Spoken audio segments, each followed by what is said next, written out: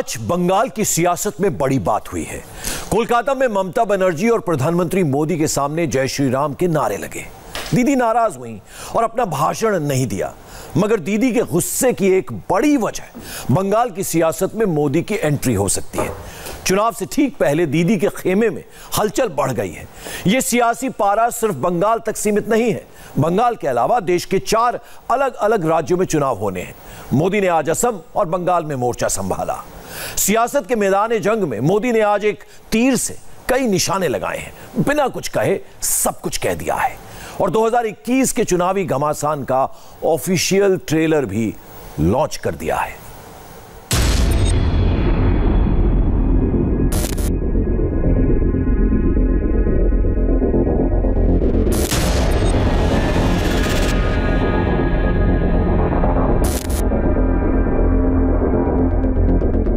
पश्चिम बंगाल के मैदान जंग में जय श्री राम और मोदी मोदी के नारों के बीच कुछ इस अंदाज में हुई प्रधानमंत्री की एंट्री।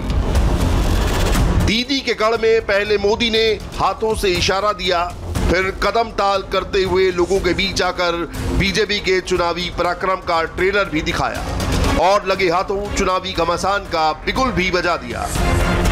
इंडिया टीवी के कैमरे पर सब रिकॉर्ड हुआ है। नरेंद्र मोदी अब नेताजी भवन से बाहर आते हुए बड़ी संख्या में लोग हैं, हाथ हिलाकर वो लोगों का अभिवादन कर रहे हैं। साथ में सुभाष चंद्र बोस के परिवार के सदस्य उनके साथ हैं। सभी को नमस्कार करते हुए कहा है और यहाँ मोदी मोदी के नारे लग रहे हैं। और इस तरीके से प्रधानमंत्री नरेंद्र मोदी यहाँ नेताजी भवन से बाहर निकलते हुए, उन्हें अपने वाहन में बैठना था लेकिन वो अपने वाहन में नहीं बैठे हैं बल्कि इधर आगे आ रहे हैं लोगों का अभिवादन करने के लिए। और लोगों में बेहद ज्यादा जोश है। प्रधानमंत्री जनता से मिलने का कोई मौका नहीं गंवाते हैं और मोदी जी का यहाँ आना, लोगों का अभिवादन करना सचमुच एक स्पेशल लम्हा है। नेताजी सुभाष चंद्र बोस की जयंती बंगाल चुनाव से ठीक पहले बीजेपी की राजनीति के लिए टर्निंग पॉइंट साबित हो सकती है। यानी शनिवार का दिन मोदी के लिए मौका भी था और दस्तूर भी था। इसीलिए कोलकाता में लैंड करते ही मोदी सबसे पहले नेताजी भवन पहुंचे, फिर नेशनल लाइब्रेरी का रुख किया और इसके बाद मोदी का तीसरा लोकेशन था विक्टोरिया मेमोरियल। बंगाल में नेताजी की विरासत पर जमकर राजनीति होती है। इस बार के चुनाव में भी सुभाष चंद्र बोस का राष्ट्रवाद एक बड़ा मुद्दा होगा। दीदी को भी ये बात अच्छी तरह मालूम है, मगर 23 जनवरी को नेताजी की 125वीं जयंती के मौके पर बीजेपी ने पराक्रम दिवस वाला ऐलान करके दीदी को पॉलिटिकल सेटबैक दे दिया। नतीजा आपके सामने है। कोलकाता के विक्टोरिया मेमोरियल में मोदी आगे आगे चल रहे थे और दीदी पीछे पीछे उन्हें फॉलो कर रही थी। और तो और मोदी के सामने न सिर्फ ममता बनर्जी को मोदी मोदी के नारे सुनने पड़े, बल्कि मोदी के बगल में बैठकर राष्ट्रवादी गीत की धुनें भी सुननी पड़ी।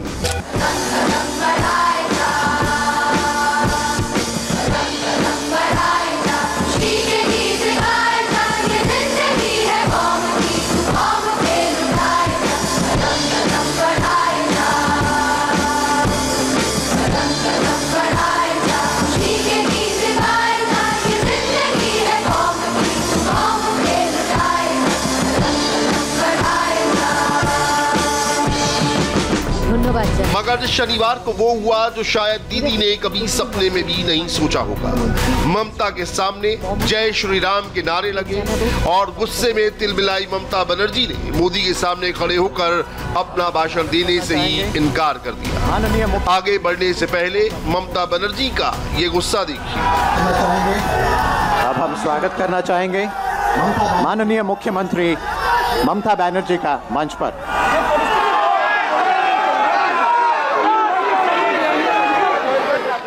आप लोग जरा सा शांत हो जाएं। आप लोग जरा शांत हो जाएं और इस पावन अवसर पर श्रीमती ममता बनर्जी को मौका दीजिए कुछ शब्द कहने का। नहीं, मेरे को तो लगता है कि गवर्नमेंट का प्रोग्राम का कोई डिग्निटी होना चाहिए।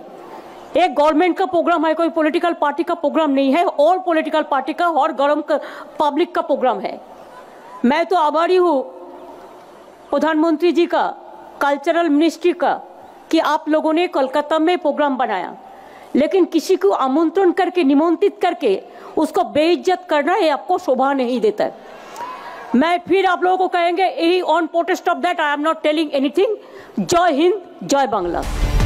दीदी का गुस्सा अपनी जगह है, वो सही भी हो सकती है, मगर सिक्के का दूसरा पहलू ये भी है कि जय श्री राम की नारेबाजी बंगाल में बीजेपी के बढ़ते प्रभाव का इशारा दे रही है। यहाँ पर आप देख सकते हैं जो कुछ लोग हैं यहाँ पर, इन लोगों ने ही जय श्री राम के नारे लगाए। हालांकि ये सरकारी कार्यक्रम है, नेताजी के ऊपर आधारित कार्यक्रम है, प्रधानमंत्री नरेंद्र मोदी की उपस्थिति में ये सब हुआ। हालांकि बीजेपी या प्रधानमंत्री या कार्यक्रम के किसी भी आयोजक की ओर से उस वक्त ऐसा कुछ नहीं कहा गया और टीएमसी ने इस पर रोष व्यक्त किया है। टीएमसी ने एक स्टेटमेंट इशू करके कहा है कि इस वक्त जो हुआ है वो सही नहीं हुआ है। पूरी सभा नहीं लगाया था जय श्री राम के। जी, जय श्री राम हमें याद आते हैं जब हम नेताजी का नाम लेते हैं या नेताजी को देखते हैं, तो पता नहीं क्यों कंटिन्यू लग रहे थे जय श्री राम के नारे। ऐसा नहीं है ममता जी आई तभी, जब भी राम का नाम याद है जय श्री राम का नारा लगाते हैं। जय श्री राम, राम नाम कहीं भी ले सकते हैं, अपना हक है। ये तो सरकारी कार्यक्रम है, राजनीतिक कहीं पे लिखा हुआ है क्या सरकारी कार्यक्रम में भगवान का नाम नहीं लिया जा सकता? कोई मकसद से लिया, कोई मकसद से तो क्या हम राम नाम लेने के लिए मकसद चाहिए अभी इंडिया में? कोई मकसद तो होना चाहिए। बंगाल इंडिया में है या पाकिस्तान में है? राम नाम लेने के लिए मकसद चाहिए, कभी भी ले सकते हैं, कहीं भी ले सकते हैं। ममता बनर्जी जब आई तभी क्यों लिया? नॉर्मल है, उनको वेलकम कर रहे थे हम जय श्री राम बोल के। रिएक्ट क्यों किया उन्होंने? राम नाम से कौन डरता है? डर के भाग क्यों गए दीदी? मतलब आपको कहना है कि आपने उनको विरक्त करने के लिए? नहीं, एकदम नहीं। वो जब आ रहे थे उनको, हम लोगों का सीएम है, वेलकम करने के लिए जय श्री राम का नारा हुआ यहाँ से। डर क्यों गए वो? बीजेपी को भी मालूम है कि चुनाव चाहे कहीं का भी हो, जीतने के लिए उसके पास एक ही ब्रह्मास्त्र है और वो है प्रधानमंत्री मोदी। और इस बार मोदी को एक या दो नहीं 5 किले फतेह करने हैं, जिसमें सबसे अहम है पश्चिम बंगाल। बंगाल की फुल पॉलिटिकल चुनाव लड़ाई में शनिवार को मोदी की एंट्री भी ग्रैंड रही और उनके डायलॉग्स भी दीदी के शंखनाद पर भारी पड़ते दिखाई दिए। आज के ही दिन गुलामी के अंधेरे में वो चेतना फूटी थी जिसने दुनिया की सबसे बड़ी सत्ता के सामने खड़े होकर कहा था, मैं तुमसे आजादी मांगूंगा नहीं, आजादी छीन लूंगा। ये वही पुण्य भूमि है जिसने देश को उसका राष्ट्रगान भी दिया है और राष्ट्रगीत भी दिया है। आज जब भारत नेताजी की प्रेरणा से आगे बढ़ रहा है तो हम सबका कर्तव्य है कि उनके योगदान को बार बार याद किया जाए, पीढ़ी दर पीढ़ी याद किया जाए। हावड़ा से चलने वाली ट्रेन हावड़ा कालका मेल का भी नाम अब नेताजी एक्सप्रेस कर दिया गया है। देश ने यह भी तय किया है कि अब हर साल हम नेताजी की जयंती यानी 23 जनवरी को पराक्रम दिवस के रूप में मनाया करेंगे। नए साल में पश्चिम बंगाल, तमिलनाडु, असम, पुडुचेरी और केरल में विधानसभा के चुनाव होंगे, लेकिन इनमें से सबसे बड़ा राज्य पश्चिम बंगाल है और यहां चुनाव से करीब 5 महीने पहले ही घमासान छिड़ चुका है। मोदी विरोधियों ने कहां मोर्चा संभाला है, शनिवार को ममता ने क्या किया, कौन सा सियासी डायलॉग मारा, राहुल ने कहां रोड शो किया, मोदी पर कैसे हमला किया, ये सब देखने सुनने से पहले मोदी की बंगाल यात्रा को समझिए, क्योंकि शनिवार यानी 23 जनवरी को मोदी की औपचारिक एंट्री ने बंगाल चुनाव को न सिर्फ बहुत इंटरेस्टिंग बना दिया है बल्कि वहां का सियासी पारा भी बहुत गर्म हो चुका है। भारत बुला रहा है, रक्त रक्त को आवाज दे रहा है, उठो, हमारे पास अब गंवाने के लिए समय नहीं है। साथियों, ऐसी हौसले से भरी हुंकार सिर्फ और सिर्फ नेताजी ही दे सकते थे।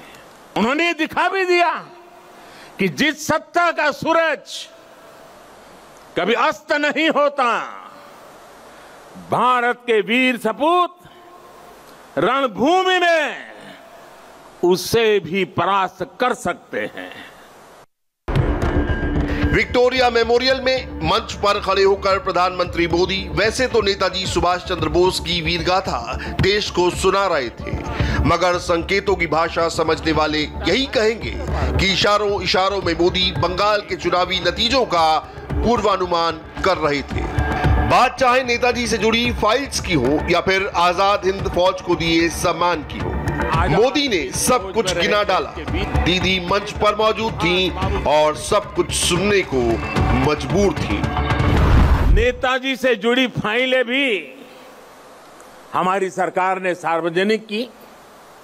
ये हमारी ही सरकार का सौभाग्य रहा जो 26 जनवरी की परेड के दौरान आईएनए वेटरन्स परेड में शामिल हुए थे। आज यहां इस कार्यक्रम में आजाद हिंद फौज में रहे देश के वीर बेटे और बेटी भी उपस्थित है। जब आजाद हिंद फौज की कैप मैंने लाल किले पर झंडा फहराया था, उसे मैंने अपने सर पे लगाया था, उस वक्त मेरे मन मस्तिष्क में बहुत कुछ चल रहा था। बहुत से सवाल थे, बहुत सी बातें थी, एक अलग अनुभूति थी। मैं नेताजी के बारे में सोच रहा था, देशवासियों के बारे में सोच रहा था। वो किसके लिए जीवन भर इतना रिस्क उठाते रहे? जवाब यही है, हमारे और आपके लिए। पश्चिम बंगाल की पॉलिटिक्स में इस बार ऐसा लग रहा है कि बीजेपी ममता के गढ़ में सेंध लगा चुकी है। टीएमसी के कई दिग्गज नेता बीजेपी का दामन पकड़ चुके हैं। तस्वीर बिल्कुल अलग है। इसीलिए सियासी कार्यक्रम ना होते हुए भी मोदी ने नेताजी के बहाने उन बातों का जिक्र कर दिया जो बंगाल के वोटर्स को छुएंगी। बात चाहे न्यू इंडिया की हो, आत्मनिर्भर भारत की हो, राफेल और तेजस की हो, या एलओसी से एलएसी की हो, 2021 का भारत नेताजी के सपनों को साकार कर चुका है और ये बात पब्लिक को समझाने में मोदी कामयाब हुए। साथियों, मैं कई बार सोचता हूं कि आज देश में जो बदलाव हो रहे हैं, जो नया भारत आकार ले रहा है, उसे देख नेताजी को कितनी संतुष्टि मिलती है। उन्हें कैसा लगता जब वो दुनिया की सबसे आधुनिक टेक्नोलॉजी में अपने देश को आत्मनिर्भर बनता देखते। आज राफेल जैसे आधुनिक विमान भी भारत की सेना के पास हैं और तेजस जैसे अत्याधुनिक विमान भारत खुद भी बना रहा है। जब वो देखते कि आज उनके देश की सेना इतनी ताकतवर है, उसे वैसे ही आधुनिक हथियार मिल रहे हैं जो वो चाहते थे, तो उन्हें कैसा लगता? आज एलएसी से लेकर के एलओसी तक भारत का यही अवतार दुनिया देख रही है। जहां कहीं से भी भारत की संप्रभुता को चुनौती देने की कोशिश की गई, भारत आज मुंह तोड़ जवाब दे रहा है। तक ले जाने। शनिवार को बंगाल की सियासी पिच पर उतरते ही मोदी ने उस कोरोना वैक्सीन की भी बात कर डाली, जिसे लेकर बंगाल से दिल्ली तक मोदी विरोधी नॉन स्टॉप पॉलिटिक्स कर रहे हैं। इसीलिए राजनीतिक विश्लेषण अक्सर यही कहते हैं कि मोदी अपने विरोधियों से एक कदम आगे की सोचते हैं। आज अगर नेताजी ये देखते हैं कि उनका भारत इतनी बड़ी महामारी से इतनी ताकत से लड़ा है, आज उनका भारत वैक्सीन जैसे आधुनिक वैज्ञानिक समाधान खुद तैयार कर रहा है, तो नेताजी क्या सोचते हैं? जब वो देखते हैं कि भारत वैक्सीन देकर दुनिया के दूसरे देशों की मदद भी कर रहा है, तो उन्हें कितना गर्व होता। कि आजाद हिंद सरकार नेताजी की बात करते हुए प्रधानमंत्री ने जिन जिन मुद्दों को छुआ, जिन जिन टॉपिक्स की बात की, अब उसका सियासी मतलब समझिए। मोदी का ध्यान इस वक्त सिर्फ बंगाल पर नहीं, 2021 की सियासी कुंडली में बंगाल से तमिलनाडु तक होने वाला चुनाव है और बीजेपी की सबसे बड़ी ताकत मोदी ही है। यानी मोदी चुनाव भी जिताएंगे और दुनिया भी फतह करवाएंगे। मोदी पर दीदी को भी हराने की जिम्मेदारी है और असम में बीजेपी का सिक्का जमाए रखने का भी दारोमदार है। रही बात कोरोना की, तो मेड इन इंडिया वैक्सीन की मदद से सारे जहान की जान बचाने की जिम्मेदारी भी मोदी के कंधों पर है। हम मेड इन इंडिया वैक्सीन पर वर्ल्ड रिपोर्ट की पूरी डिटेल आपको देंगे, मगर उससे पहले मोदी विरोधियों की पॉलिटिक्स भी देख लीजिए। शनिवार को मोदी ने कोलकाता में मोर्चा संभाला, तो उससे ठीक पहले दीदी ने भी रोड शो के जरिए अपना शक्ति प्रदर्शन किया। हजारों की भीड़ से ये पॉलिटिकल मैसेज देने की कोशिश की कि इस बार भी बीजेपी की राह आसान नहीं होगी। जी देखिए, लगभग 2 किलोमीटर के आसपास ये काफिला आ चुका है और इस वक्त सेंट्रल एवेन्यू, जो काफ़ी बड़ी और नामी सड़क है कोलकाता की, सेंट्रल एवेन्यू के ऊपर से होकर ये काफिला गुजर रहा है और सड़क के इस पार उस पार हजारों की संख्या में हमें कार्यकर्ता देखने को मिल रहे हैं जो ममता बनर्जी की एक झलक पाने को उत्सुक दिखाई दे रहे हैं। बंगाली अस्मिता, बंगाली मनीषियों से जुड़ने की लड़ाई है। चूंकि बीजेपी पर बाहरी पार्टी का आरोप है और टीएमसी लगातार कोशिश कर रही है कि वो बंगाल से जुड़ी हुई पार्टी है, बंगाल की पार्टी है, बंगालियों की पार्टी है। दीदी जिस वक्त पॉलिटिकल रोड शो के जरिए बीजेपी को वार्निंग दे रही थी, उसी वक्त टीएमसी से जुड़े लोग भी नेताजी के नाम पर सियासी डायलॉग्स मार रहे थे। बंगाल इसके लिए तैयार है और वोट मांगने के लिए नेताजी का इधर आके उधर आके बात करके ये सब ड्रामा नहीं चलेगा। प्रधानमंत्री 2 कार्यक्रम में आ रहे हैं तो आप बोल रहे हैं चुनाव के लिए बोलते हैं। हम ड्रामा पसंद नहीं करते हैं। देखिए, मोदी जी अच्छा आदमी है जो ट्रम्प को लेके अहमदाबाद में गया था और बोला कि आपकी बात ट्रम्प सरकार। अभी क्या हुआ? मोदी जी को सोचने चाहिए ये बंगाल में वोट का पहले आके नेताजी का संबंध में बोलने से नहीं होगा। इन सब के बीच ममता बनर्जी कभी शंख बजाकर चुनावी घमासान में मोदी को ललकारती नजर आई, तो कभी ये कहकर सियासी हड़कंप मचा दिया कि भारत में 4 राजधानियां होनी चाहिए जिनका रोटेशन होता रहे।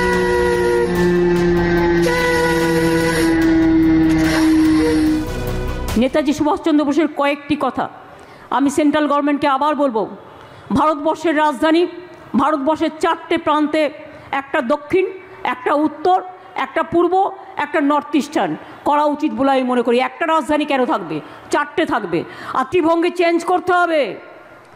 1 leader 1 nation, 1 ration card 1 nation, 1 political party 1 nation. What is the valuation? Bengal का मूव देश के सामने है, मगर इस बार मोदी के लिए जितना जरूरी बंगाल है उतना ही जरूरी है इस साल असम का विधानसभा चुनाव। बंगाल आने से पहले मोदी असम के शिवसागर जिले में पहुंचे। 1 लाख से ज्यादा लोगों को जमीन का पट्टा देने की शुरुआत की, मगर मोदी के टारगेट पर पिछली सरकारें थी। पहले की सरकारों में आपकी ये चिंता उनकी प्राथमिकता में ही नहीं थी, लेकिन सर्बानंद सोनोवाल जी, उनके नेतृत्व में यहां की सरकार ने आपकी इस चिंता को दूर करने के लिए गंभीरता के साथ काम किया। हमारी जमीन सिर्फ घास, मिट्टी, पत्थर के रूप में नहीं देखी जाती। धरती हमारे लिए माता का रूप है। आज असम की हमारी सरकार ने आपके जीवन की बहुत बड़ी चिंता दूर करने का काम किया है। जमीन का पट्टा मिलने से मूल निवासियों की लंबी मांग तो पूरी हुई है, इससे लाखों लोगों का जीवन स्तर बेहतर होने का रास्ता भी बना है। अब इनको केंद्र और राज्य सरकार की दूसरी अनेक योजनाओं का लाभ मिलना भी सुनिश्चित हुआ है, जिनसे हमारे ये साथी वंचित थे। केंद्र और राज्य सरकार का डबल इंजन 3-4 वर्षों में असम के हर घर तक पाइप से जल पहुंचाने के लिए काम कर रहा है। मोदी के राजनीतिक मॉडल के लिए असम कसौटी के समान है। बीजेपी ने अपने प्रभाव क्षेत्र से बाहर के इस राज्य में 2016 में जीत का परचम लहराया था, मगर इस बार सवाल ये है कि क्या मोदी उस सफलता को दोहरा पाएंगे। पश्चिम बंगाल का परिणाम एक दूरगामी प्रभाव वाली राजनीतिक घटना हो सकती है, चाहे जो भी नतीजे आए, लेकिन असम में कहीं ज्यादा दिलचस्प और महत्वपूर्ण चुनावी प्रयोग हो रहा है। मोदी और ममता के बंगाल वाले घमासान के बीच तमिलनाडु में राहुल गांधी ने मोर्चा संभाल रखा था। बड़े बड़े काफिले के साथ राहुल तमिलनाडु की सियासी नब्ज पकड़ने की कोशिश कर रहे थे। कभी सड़क पर खड़े होकर पॉलिटिकल स्पीच देते, कभी लोगों के बीच जाकर। हाँ, इतना जरूर था कि राहुल के मोदी विरोध वाले सुर वहां भी दिखाई दिए। शनिवार को हुए सियासी रोड शो भाषण के बाद इस वक्त बड़े सवाल ये है कि क्या बंगाल में बीजेपी पहली बार सत्ता की कुर्सी तक पहुंच पाएगी? क्या तमिलनाडु में वैकल्पिक राजनीति का प्रवेश होगा? क्या केरल में हर 5 साल बाद सरकार बदलने का ट्रेंड जारी रहेगा? असम में क्या बीजेपी अपना सिक्का जमाए रखेगी? अपने स्वर्णिम काल से गुजर रही बीजेपी के लिए भी 5 राज्यों में चुनावों की राह जितनी आसान दिखती है, उतनी है नहीं। वैसे हाल के सालों में बीजेपी ने चुनाव में सब कुछ झोंक कर अपने पक्ष में परिणाम लाने का जो दमखम दिखाया है, उसे विपक्ष भी हल्के में नहीं ले सकता। दूसरी तरफ बीजेपी को भी पता है कि इन राज्यों के नतीजों को सीधे मोदी सरकार के कामकाज से जोड़कर देखा जा सकता है। इसलिए मोदी अभी से अपनी सरकार की उपलब्धियां गिनाने में जुट गए हैं। साफ है, चुनाव मुद्दों पर होगा, किसानों की बात होगी, सुरक्षा की बात होगी, कोरोना वैक्सीन भी मुद्दा बनेगा। यानी चुनाव भले ही 5 राज्य के विधानसभा के हो, मगर इसमें नेशनल फ्लेवर दिखाई देगा। दिलचस्प बात यह है कि मेड इन इंडिया वैक्सीन और कोरोना वैक्सीनेशन मोदी सरकार के लिए इन चुनावों में पॉलिटिकल संजीवनी बूटी साबित हो सकती है। शुक्रवार को ब्राजील के राष्ट्रपति ने एक ट्वीट करके न सिर्फ भारत की तारीफ की और धन्यवाद कहा, बल्कि हनुमान जी की एक तस्वीर ट्वीट कर भारत को संजीवनी बूटी भेजने वाला पता डाला। और शनिवार को वर्ल्ड हेल्थ ऑर्गेनाइजेशन के महानिदेशक ने भी कोविड-19 के खिलाफ लड़ाई में लगातार साथ के लिए न सिर्फ भारत का शुक्रिया किया, बल्कि मोदी का नाम लेकर कहा कि अब सब मिलकर काम करेंगे, ज्ञान साझा करेंगे, तो इस वायरस को रोक सकते हैं और जिंदगियां बचा सकते हैं। WHO चीफ का ट्वीट ऐसे वक्त में आया है जब दुनिया के कई देशों ने भारत का शुक्रिया अदा किया है। इसीलिए अगर एक लाइन में कहें तो मोदी देश की जान तो बचा ही रहे हैं, जहान भी अब मोदी के भरोसे है। रही बात चुनाव के मैदान जंग की, तो इसका एक ट्रेलर तो देश ने देख लिया है, अब पूरी फिल्म रिलीज होने का इंतजार है। जय हिंद, जय हिंद, जय हिंद। बहुत बहुत धन्यवाद।